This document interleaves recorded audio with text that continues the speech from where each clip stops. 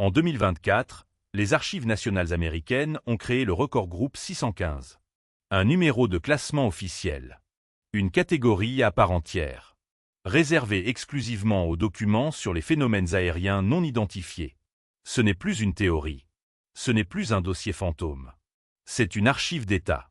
Et pourtant, sur les questions essentielles, ce que ces objets sont, d'où ils viennent, ce que le gouvernement sait vraiment, le silence reste total. Pourquoi créer une archive si c'est pour continuer à tout taire? Pendant des décennies, toute personne qui évoquait les ovnis en dehors des cercles conspirationnistes était immédiatement disqualifiée. Le sujet était traité comme du folklore. Des témoins militaires, des pilotes de chasse, des opérateurs radars, tous renvoyés à leurs illusions. Puis, en avril 2020, le Pentagone a fait quelque chose d'inédit. Il a officiellement publié 3 vidéos filmées par des pilotes de la marine américaine. Les fichiers Fleur 1, Gimbal et GoFast.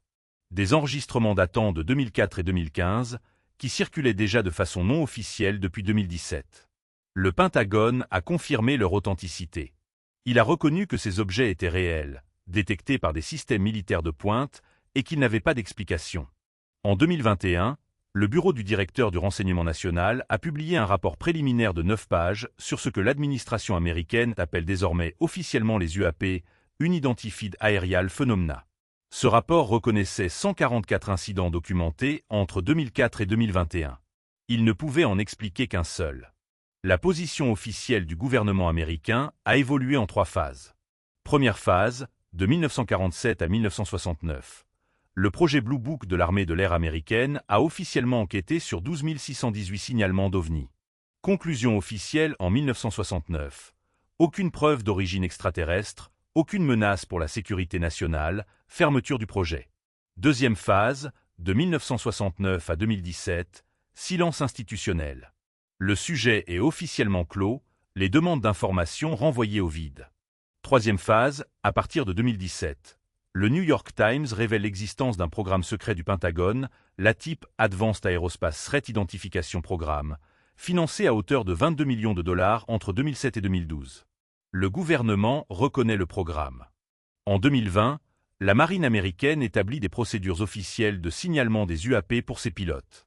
En 2022, le Congrès crée le bureau ARO, All Domain Anomaly Resolution Office, avec mandat permanent d'investigation. La version officielle actuelle. Les UAP sont une question de sécurité nationale sérieuse, mais leur nature reste indéterminée. Le rapport de 2021 du Bureau du renseignement national contient une phrase particulièrement troublante. Les analystes n'ont pas pu expliquer 143 des 144 incidents documentés. Mais ce chiffre lui-même est problématique. Le rapport couvre uniquement la période 2004 à 2021 et uniquement les incidents formellement documentés par des sources militaires. Combien d'incidents n'ont pas été rapportés? Combien ont été classés avant d'atteindre ce recensement? Le projet Blue Book de 1969 avait lui-même laissé 701 cas officiellement non expliqués dans ses fichiers. Et pourtant il a conclu à l'absence de phénomènes significatifs. En 2023, David Grush, ancien officier de renseignement de la Force spatiale américaine, a témoigné sous serment devant le Congrès américain. Il a déclaré avoir eu connaissance de programmes gouvernementaux secrets liés à la récupération de matériaux non humains. Une affirmation faite sous serment, devant le Congrès. L'inspecteur général du renseignement américain a jugé sa plainte crédible et urgente. Et pourtant, les programmes qu'il décrit n'apparaissent dans aucun registre accessible. Ce qui devrait exister sur le papier n'existe pas. Le record groupe 615, créé par les Archives nationales américaines en 2024, est la preuve documentaire la plus significative de ce changement d'époque. Pour la première fois dans l'histoire administrative américaine, les documents relatifs aux UAP ont leur propre système de classement archivistique, au même titre que les archives présidentielles ou les documents de la Seconde Guerre mondiale. En parallèle, la loi UAPDA, Unidentified Anomaly Phenomena Disclosure Act, adoptée en 2023, impose une commission de déclassification similaire à celle créée pour les archives JFK. Le sénateur républicain Marco Rubio et le sénateur démocrate Kirsten Gillibrand ont co-sponsorisé cette loi, un consensus bipartisan exceptionnel.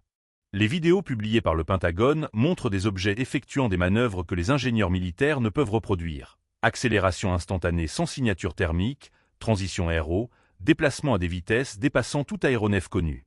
Le USS Nimitz Encounter de novembre 2004, filmé par le commandant David Fravor et confirmé par plusieurs opérateurs radars, reste le cas le mieux documenté. Un objet blanc sans aileron ni système de propulsion visible, se déplaçant à des vitesses estimées à Mach 40. Le rapport AARO de 2024 recense désormais plus de 800 cas signalés. 2 ans plus tôt, il y en avait 144. Ce qui est révélateur dans cette histoire, ce n'est pas l'existence des phénomènes, c'est la chronologie de leur reconnaissance officielle. Pendant 50 ans, le gouvernement américain a activement discrédité les témoins, fermé les programmes d'investigation publique et maintenu une politique de déni systématique. Puis, en l'espace de 7 ans, de 2017 à 2024, il a officiellement reconnu les programmes secrets, publié les vidéos, créé le bureau permanent AARO, voté une loi de déclassification et créé une catégorie d'archives nationales dédiée. Cette séquence n'est pas le résultat d'une pression journalistique. Elle est le résultat de fuites organisées, de témoignages sous serment au Congrès et d'une décision politique de gérer la révélation plutôt que de la subir. La question n'est plus « est-ce que le gouvernement cache quelque chose ?» La réponse est oui, ils l'ont admis. La question est « depuis combien de temps ?» Et surtout, pourquoi maintenant? Le bureau AARO est aujourd'hui opérationnel, avec un site web public où les citoyens et les militaires peuvent signaler des observations. La commission de déclassification prévue par la loi UAPDA devait rendre ses premières conclusions en 2024. Le sénateur Chuck Schumer a déclaré publiquement que des programmes d'accès restreint liés aux UAP existent au sein du gouvernement américain et ne sont pas supervisés par le Congrès. David Grush a été reconnu comme lanceur d'alerte protégé. Aucune des personnes qu'il a citées dans son témoignage n'a été convoquée pour témoigner publiquement. Les archives du Record Group 615 sont accessibles en théorie, mais les documents les plus sensibles restent classifiés. Le cadre existe. Les procédures existent.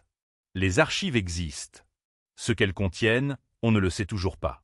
En moins de 10 ans, les États-Unis sont passés du déni total à la création d'archives nationales dédiées aux phénomènes aériens non identifiés. Les vidéos sont réelles. Les témoignages sous serment existent. Les lois ont été votées. Mais les réponses sur la nature exacte de ce qui a été observé et récupéré restent dans des dossiers que le public n'a pas le droit de lire. La question n'est plus de savoir si quelque chose se passe. La question est, qu'est-ce qu'on nous laissera savoir, et quand? Abonne-toi pour ne pas manquer l'épisode suivant.